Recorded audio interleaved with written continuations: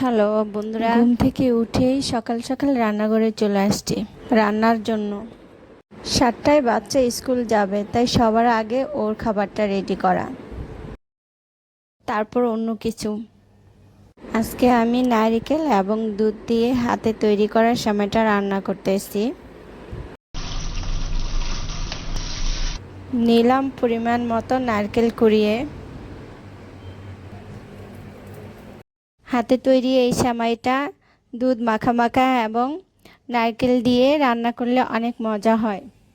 হয়ে গেল, এখন বাচ্চার জন্য একটু পরিবেশন করে নিচ্ছি।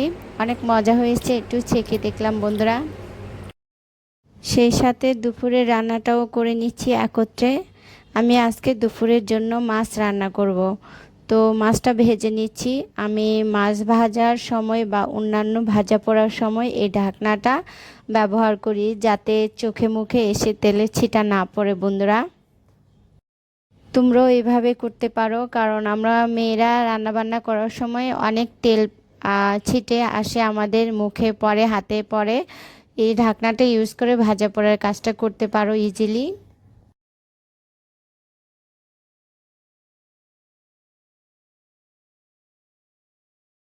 কড়া কড়া করে মাছটা ভেজে নিচ্ছি।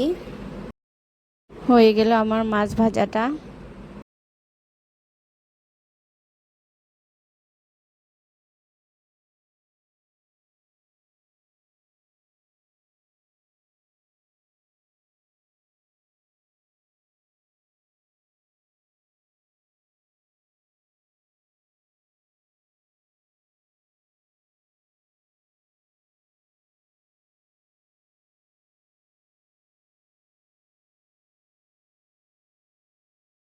রান্নার কাজটা শেষ হলো আপাতত। এখন ফ্রিজের মধ্যে যা যা তরকারি আছে এগুলো ঠিক করব। পলিতে করে আমরা যে ফ্রিজে তরকারিগুলো রাখি, 2-3 দিন পরে পলিথিনের মধ্যে পানি হয়ে যায়। এগুলো আজকে পলিথিনটা উল্টো করে দিব, কয়েকদিন পর পর এরকম দিতে হয়, তাহলে জিনিসগুলো বেশি দিন ভালো থাকবে। কারণ পলিথিনের ভিতরে পানি জমলেও বাইরের সাইডটা শুকনো থাকে, তাই আমি উল্টিয়ে দিচ্ছি পলিথিনটা।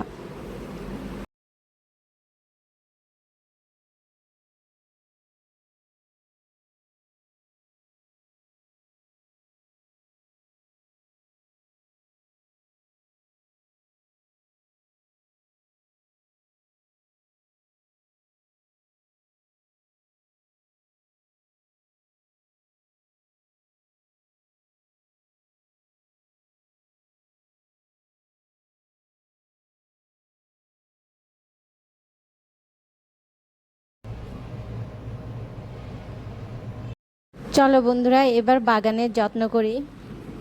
বেডরুমের পাশে যদি এরকম একটা হাসনাহানা ফুল গাছ থাকে, কি সুন্দর ফিল হয়। তোমাদের কেমন লাগে আমি জানি না, আমার কাছে অনেক ভালো লাগতেছে। যখন ফুলগুলো ফোটার সিজন শুরু হয়, সারাক্ষণ মোহ মোহ করে ফুলের গ্রানে। আর রাত্রে হঠাৎ ঘুম ভাঙলে যখন হাসনাহানা ফুলের মোহ মোহ গ্রান পায়, তখন মনে হয়, ইস, আল্লাহর কাছে কোটি কোটি শুকরিয়া এই ফিলের জন্য।